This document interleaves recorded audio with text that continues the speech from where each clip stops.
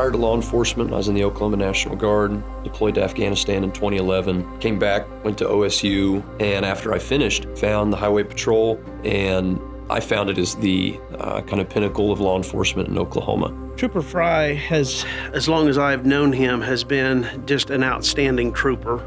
He is a natural-born leader. All my time working the road was in a rural troop, in Troop K, northern part of the state, headquarters out of Perry. And I hear this call come out on the radio that a suspect was fleeing Kansas, southbound on I-35, coming into my area. In this situation, it was a bank robbery suspect who was armed with a firearm and believed to have a bomb in his vehicle. So it's a very serious deal when you hear that on the radio. This is a bad guy.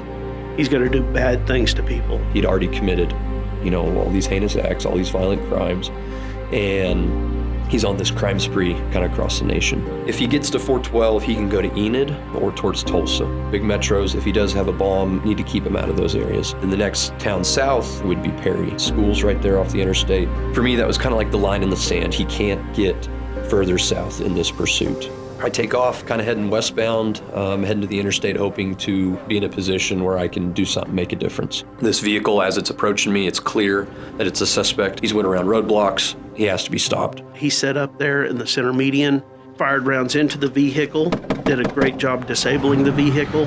At this point, I'm able to get back in my patrol car and get up near where he crashed out with other pursuing troopers, and I see the suspect flee holding an AK-47 style rifle.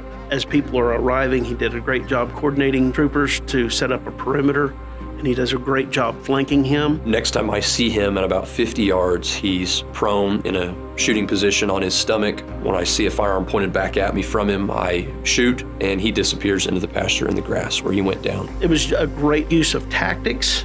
It was a great use of leadership.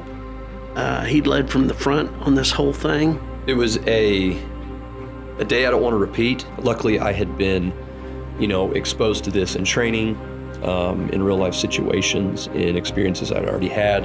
As a believer, I'm looking at it through the lens of my faith. That for me is what kind of carried me through this event afterwards with my family, with my wife, and was just kind of a hand of calm in this whole process.